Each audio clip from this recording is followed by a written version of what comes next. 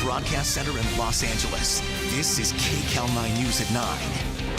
2020 could be the darkest winter in modern history. Now at 9, time is running out. That's the warning from a top vaccine expert turned government whistleblower. Why Dr. Rick Bright says the administration hasn't been telling the truth. It's the Wild West in Wisconsin after the state Supreme Court tossed out the stay-at-home orders.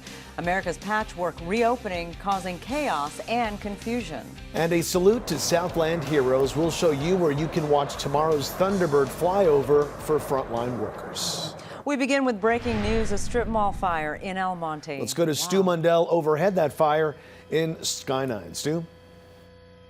Juan, Sharon, take a look at this. It's good. It's third alarm already. Now, when LA County Fire first arrived here to the 10,000 block of Valley Boulevard out here in the El Monte area, they had a strip mall and they said fire through the roof. And that seems to be the theme and continuing on. Up to a third alarm. Take a look at all these fire trucks down there. And they are basically in a defensive mode, meaning that they're trying to keep the fire to that one building and not allowing it to spread to any others. At this time, we know no injuries, but I can tell you that a good portion of Valley Boulevard, basically between Arden and Baldwin, is going to be closed while the firefighting effort continues. Live in Sky 9 over El Monte, I'm Stu Mundell. Back to you two in the studio. All right. Stu, thank you. All right, welcome to KCAL9 News at 9 and streaming on CBSN Los Angeles. I'm Juan Fernandez. And I'm Sharon Tay. Warnings were ignored, and because of that, lives were lost. A top government scientist in charge of helping develop coronavirus vaccines is slamming the Trump administration's response to the pandemic. Dr. Rick Bright warns things will get worse without a national strategy in place. Cases in the U.S. are still climbing. Today, more than 26,000 new positive cases added and more than 1,700 lives were lost. Tonight, the CDC is reporting a new forecast that predicts the nationwide death toll will reach 100,000 by the end of this month. KCAL9 political reporter Randy Page is live tonight with a look at the impacts of this descent and confusion across the country. Randy? That's right, a whole lot going on tonight, but we begin with a voice from inside the Department of Health and Human Services, an expert who paints a bleak picture. Without better planning, 2020 could be the darkest winter in modern history. Chilling words that pack a powerful image as vaccine expert Rick Bright faces a House subcommittee today.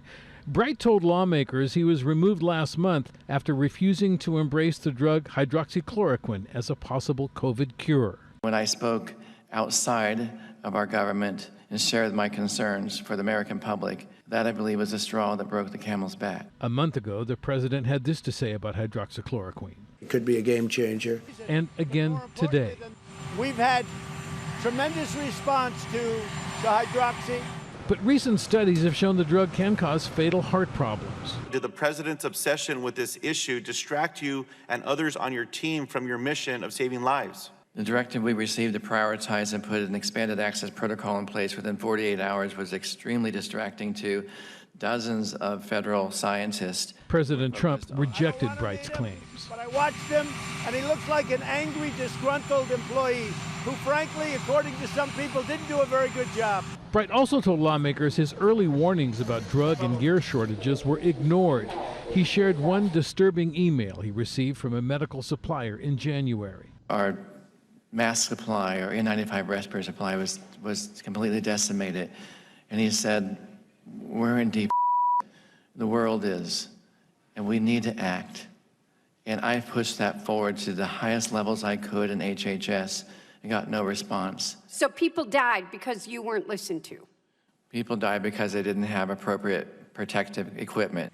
His boss, Health Secretary Alex Azar, said Bright was exaggerating. Everything he's complaining about was achieved. Some lawmakers have been critical of the CDC's apparent reticence to release these guidelines, obtained last week by the Associated Press, that instruct schools and businesses how to reopen safely. The White House rejected it, saying it was too strict. But today, a new version of the guidelines was posted on the CDC website, and we noticed specific changes. For example, in the unreleased version, employees in restaurants and bars were instructed to wear a cloth face covering. The new guidance posted today adds 2 words, saying employees should wear a cloth face covering as feasible. Tonight, I spoke with Dr. Michael Hochman at the USC Keck School of Medicine. I would like the CDC to be as clear and unnuanced as possible with these recommendations. It appears some people may not be getting the message.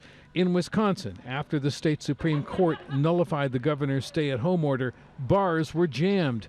In Michigan, some 250 protesters returned to the Capitol to demand their statewide restrictions be lifted. And as states begin to reopen, new findings from the National Institutes of Health show respiratory droplets could remain in the air for 8 minutes, raising concerns about how long the virus may linger.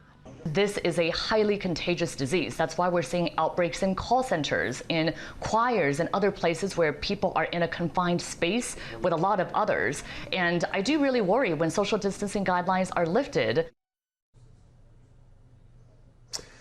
It's worth noting that at nearly half of the states, 24 states over the past week, have seen a declining number of new cases of the coronavirus. But it's also worth noting that many health experts are saying those numbers could turn right around if the social distancing doesn't continue, at least for a while. Let's go back to you. All right, Randy, thank you. Nearly 3 million more Americans filed for unemployment benefits last week. That's more than 36 million people in 2 months. But the real number is expected to be higher because many people cannot get through overloaded state systems. Mark Strassman reports. Free groceries drew this line of cars a mile long in Dallas today. Across America, food insecurity spreads like a virus. How are you fixed for food? Very low. Tiffany Andrews lives outside Atlanta. How many days a week would you say you go hungry? Maybe twice, 3 times. Until mid-March, this jobless single mother of 2 drove a hotel shuttle bus. She made $12 an hour. How much money do you have left? I have $9. You have $9. Mm-hmm. Georgia sent her one unemployment check in 6 weeks, $365. Then, nothing. She has called the state 885 times to find out why. I can't get in touch with anybody, can't get any emails back. I can't do anything. My hands are tied. State unemployment systems are overwhelmed. A recent poll showed 55% of people filing for benefits were unsuccessful. And the real unemployment number may be double the official 14%. I'm not going to be able to get my baby her Pampers, her milk. Marvin Spratley's also struggling to get his unemployment benefits. We first interviewed the jobless cook in Philadelphia 2 weeks ago. He had $600 left. So I'm down to my last $27. I never thought that it was going to get down this slow. Federal data estimate 42% of recent layoffs will become permanent. Economists say 100,000 small businesses have already closed for good. Tiffany Andrews owes almost $2,600 in back rent. She just got an eviction notice. You know, I have people depending on me. I got to believe that lonely position to be in. Very. Feel abandoned. We called Georgia's Department of Labor about her unemployment issues. Turns out the state computer had trouble verifying her identity. It's all been straightened out. She's going to get all of her past due state and federal money, $6,100. Mark Strassman, Atlanta. Thank goodness. Yesterday, LA Mayor Eric Garcetti told everyone in the city they must wear face masks in public, and that started a lot of discussion about mask rules for everyone in LA County. Today, we got some clarification from Health Director Dr. Barbara Ferrer. Our health officer order is very clear. Masks are, in fact, mandatory across the entire county when you're outside of your home, not with members of your household, and in any kind of contact with other people. That was Dr. Barbara Ferrer. The county order has actually been in place for weeks.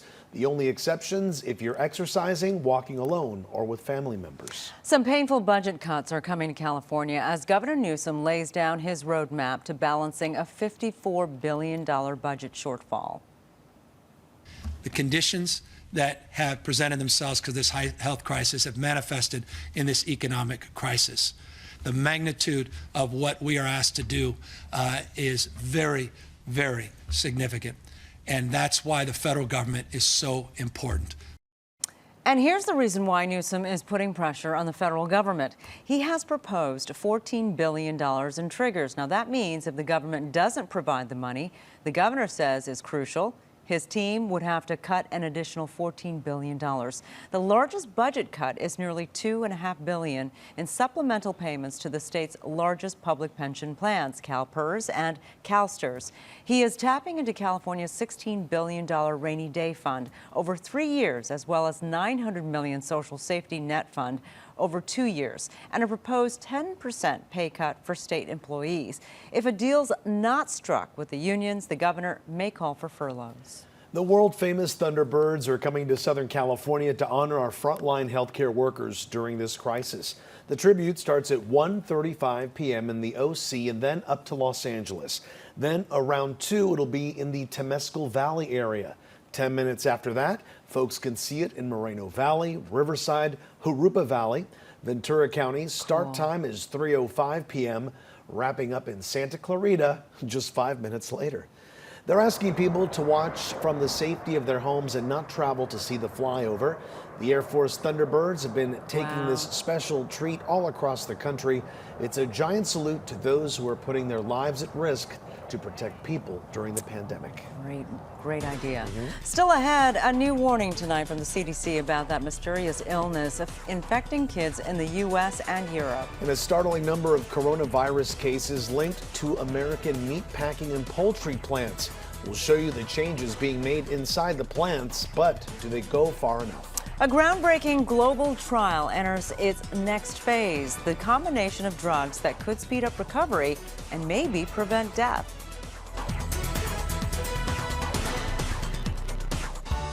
Celebrating the class of 2020. Congratulations.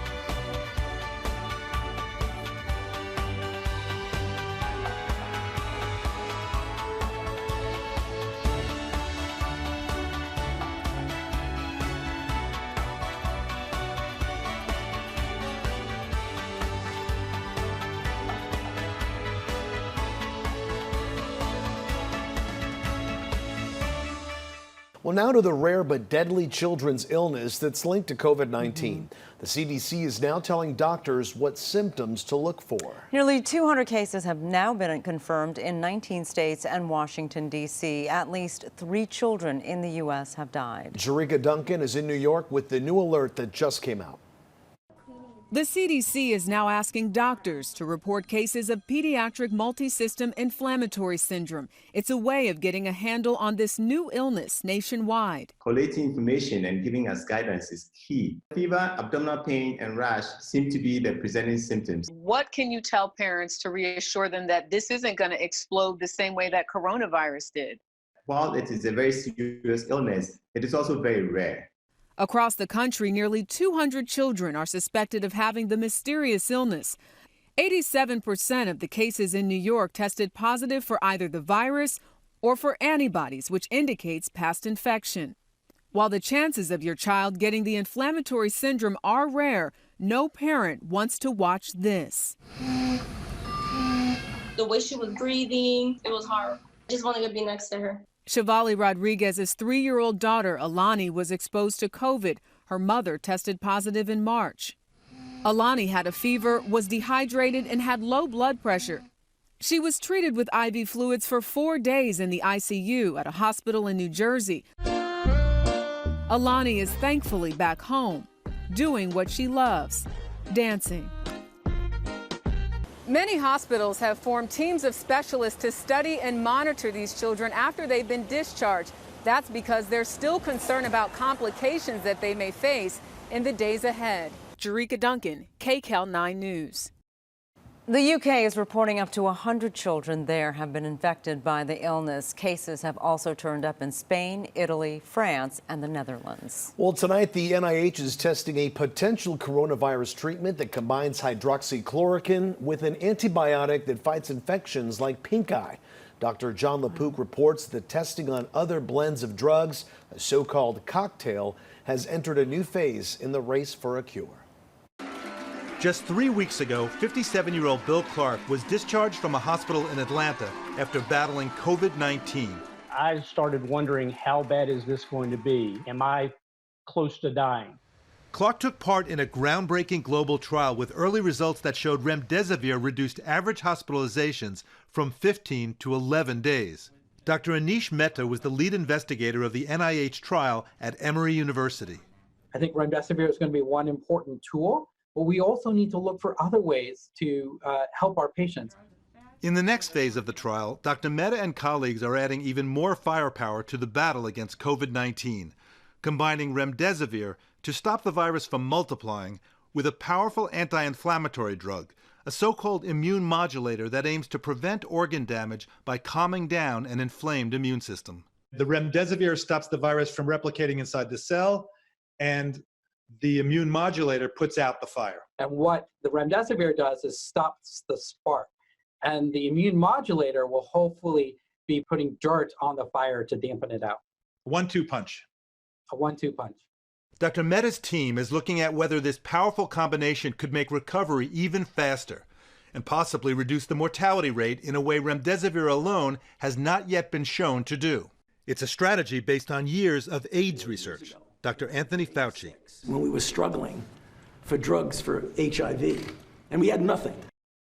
It took nearly 10 years to show a combination of drugs was needed to treat AIDS.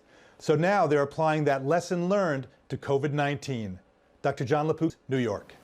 Wow, Let's hope that works, right? Right. Look how far HIV treatment has come over the years, huh? That is great news. Many airlines, including Southwest, have adopted a face mask policy. Theirs went into effect on Monday. But now we're learning that airlines won't stop you from boarding if you don't wear one. Now, this is according to an internal Southwest memo obtained by CNN. It tells flight crews not to stop passengers from boarding if they refuse to wear a mask. It says flight attendants should approach the situation with empathy and respect. The airline tells flight attendants to inform customers of the policy and ask them to comply but not enforce it. In the meantime, the CEO for Frontier tells CBS News his airline will not let passengers board if they are not wearing a face covering. Many airports, including LAX, require face masks to be worn inside the terminals. Well, there's a push to give LA's pedestrians and bicyclists a little more space. The Delray Neighborhood Council is asking LA officials to allow a Safer Streets initiative, similar to the one already underway in Pasadena. Under the plan, signs would be placed in neighborhood streets to discourage cut-through traffic. Emergency vehicles would not be impacted by Delray's Safer Streets initiative, and parking would not be restricted. NBA players will see their salaries reduced starting tomorrow, while some players will owe money. Greg Wolf has that next in sports. Breaking news right now on KCAL9 News at 9. Indeed, some breaking news. Crews starting to get a handle on that strip mall fire in El Monte. Let's go back to Stu Mundell above the scene in Sky 9. Stu? Well, Sharon, you can actually see that fire almost out. LA County Fire getting the upper hand on it. This 10,000 block of Valley in in El Monte proper. You can see they're still out here working. A portion of Valley is going to be closed while this firefight continues. Live in Sky 9, I'm Stu Mundell. Back to you two in the studio. Still going nice and strong there, Stu. Indeed. All right, thank you. Embattled Senator Richard Burr is stepping down as chairman of the Senate Intelligence Committee. His decision comes after a dramatic new turn in the federal probe of the North Carolina Republicans' personal stock trades. Here's Jeff Pegues. North Carolina Senator Richard Burr was on the run today from reporters. Can you explain to us at all what happened last night? Everybody all let this investigation play out. In a stunning move, FBI agents went to Burr's home last night and seized his cell phone. Now evidence in a federal investigation of whether the senator used information from confidential briefings on the coronavirus when he sold off as much as $1.7 million in stocks. On February 7th, Burr wrote that the country was better prepared than ever before to deal with the virus. 6 days later, he made 33 individual transactions, including hotel stocks, which would be hit by the virus. His brother-in-law sold stocks the same day. 1 week later, the market plummeted. How serious is this for the senator? He is in all kinds of trouble. He's now struggling not just for his political life, but for his liberty. Burr has stressed that he is cooperating with the FBI. Jeff Pegues, Washington. Another lawmaker is also under scrutiny for stock trades her husband made before the coronavirus pandemic hit. A spokesperson for California Senator Dianne Feinstein says in April she voluntarily spoke with law enforcement. The stock trades were made earlier this year by her investment banker husband. They involve a California biotech company that pioneers cancer therapies. Feinstein's husband told millions of dollars of its stock twice before the market crashed. And it looked like, uh-oh, that looked suspicious. Had he kept his money in that stock, he'd be maybe $1 million richer today. The stock has gone up, up, up. Senator Feinstein denies she's done anything improper. Her spokesperson says she's kept her assets in a blind trust ever since coming to Washington. Well, fees for Cal State University students have been ballooning at alarming rates in recent years. And now there's a lot of questions tonight about a state audit that claims those fees are not justified. KCAL9's Julie Watts has the latest on those new findings. Yeah, it turns out many Cal State campuses are relying on increasing mandatory fees to cover things like salaries and benefits that are typically covered by tuition and state funding. And the audit found there is little oversight of these increasing fees, which are also increasing the cost of going to a state school above and beyond tuition. You see, grants and scholarships often don't cover these mandatory fees, which have more than doubled since 2012, even though the CSU system is now getting more money from the state. Mandatory fees range from around $800 to $4,000 a year. At Sac State, for instance, they total over $1,600. But especially concerning, the law says students are supposed to have a say in some new or increased fees, and the audit found that's not always happening. In fact, we saw a couple examples where students had voted against an increase or against a fee, and they went ahead and implemented one anyway.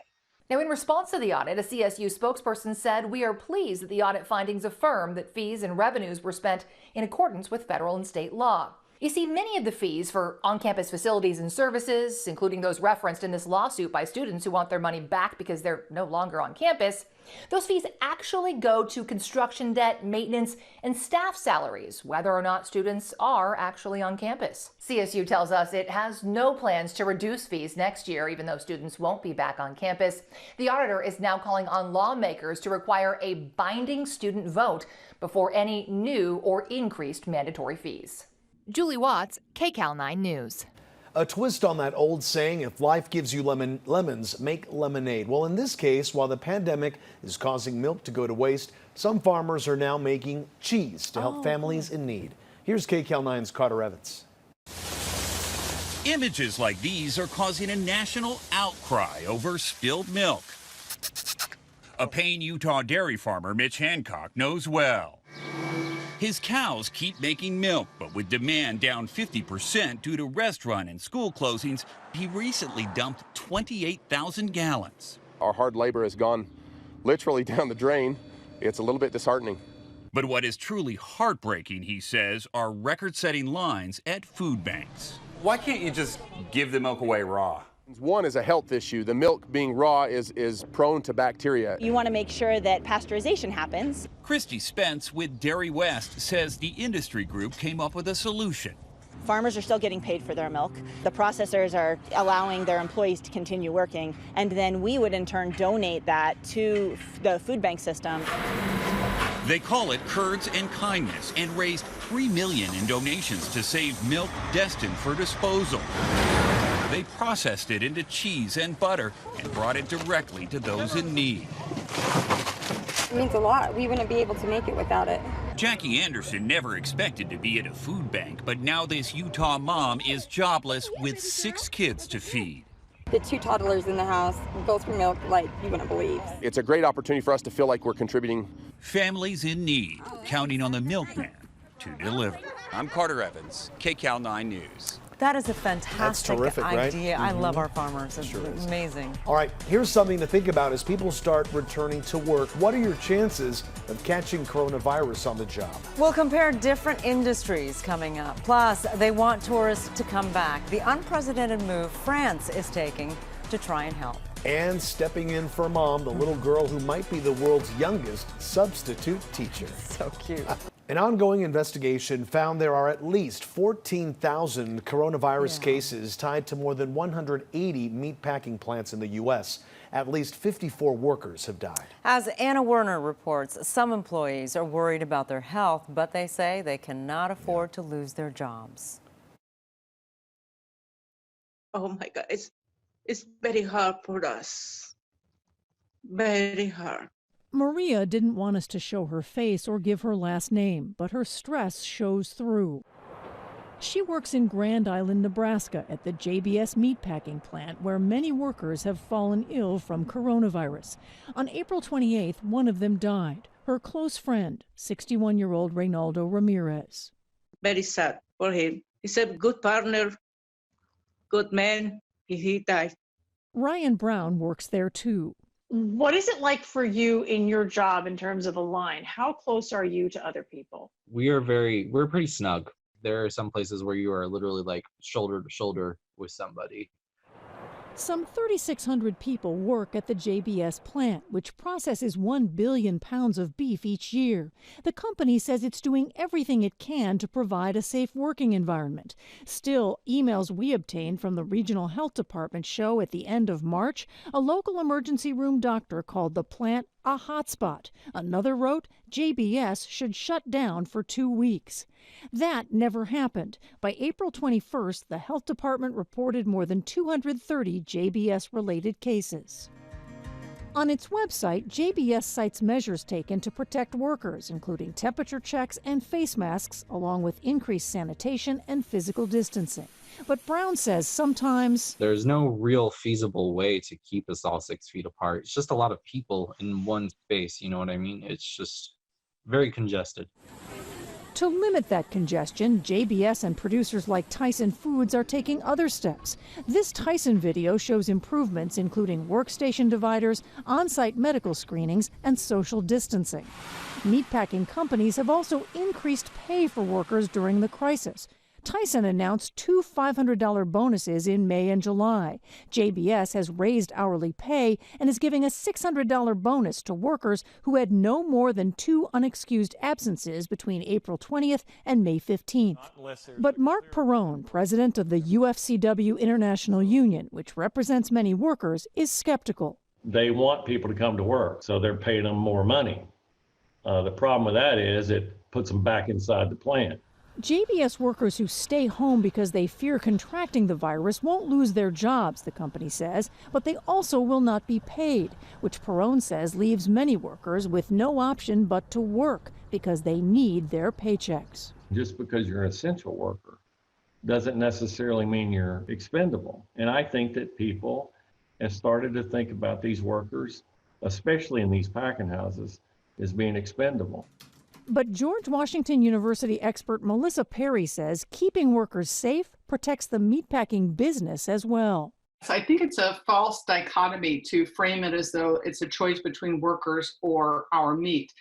That's really not the issue. The issue is it's a choice between ensuring safe protections within meat processing plants so that we can continue to have a steady, reliable supply of meat. Back at JBS, Ryan Brown is making $4 more per hour now, but says money isn't the answer. Where you're putting people's families like at risk and like their lives at risk, I don't think that you can put a number on that.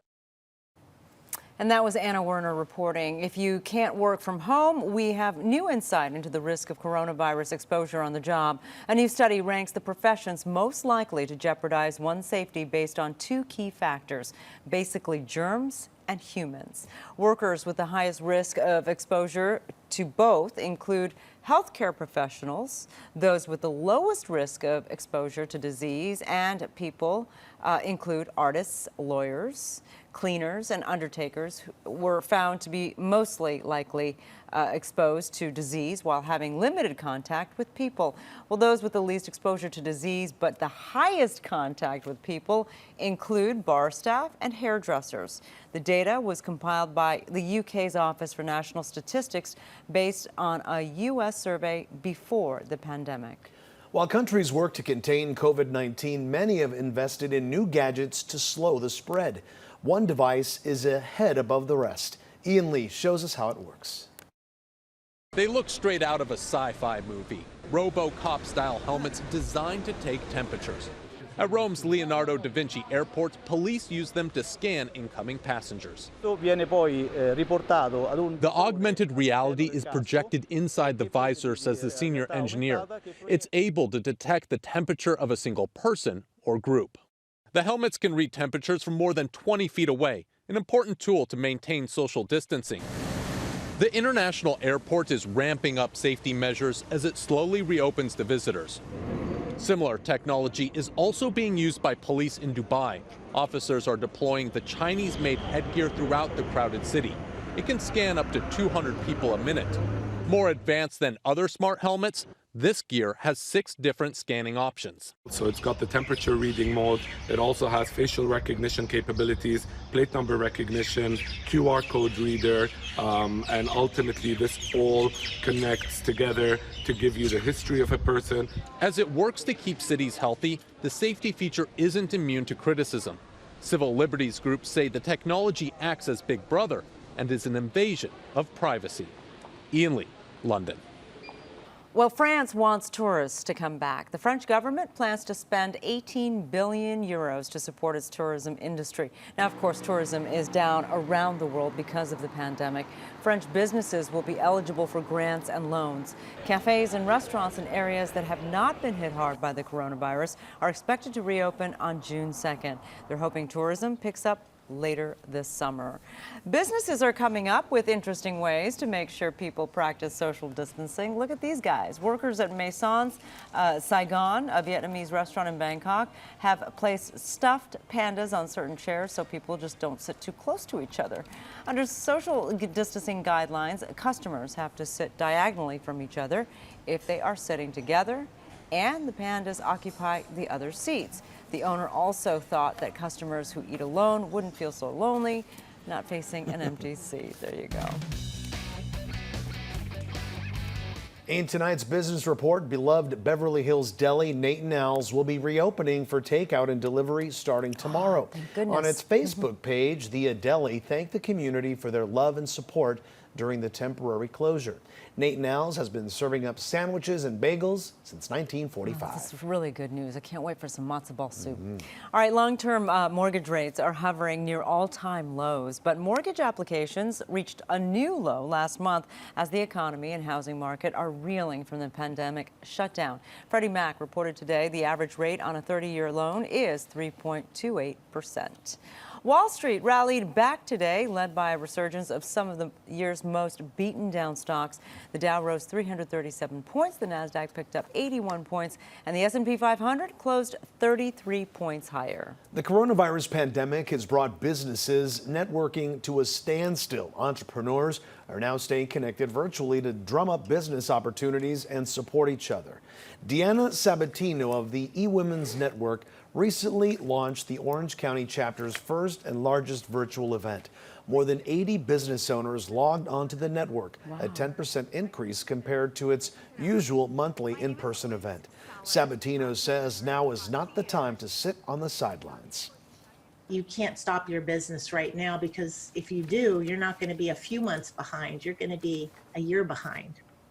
For entrepreneurs, virtual networking is now the new normal. A pint-sized teacher in the making stole the show. The 5-year-old unexpectedly took over her mom's virtual classroom. And it was all caught on camera. KCAL9's Meg Oliver shows us Blakely's latest lesson. You know what it is? Blakely Servos is a bright-eyed 5-year-old who loves to play school. It's a triangle. The little girl has been watching her mom, a kindergarten teacher, record online videos for her students for months. You're right. It's a circle. It looks like an ice cream One day when cone. Mom stepped away, Ice cream is my favorite. a confident Blakely stepped in. It's a cube. Like mother, like daughter. 1, 2 circles on it. What do you want to be when you grow up? A teacher. Why? Because they make people smart. A smart little girl with big dreams. Meg Oliver for KCAL9 News. They're so adorable. There's much more still ahead on KCAL9 News at 10 o'clock.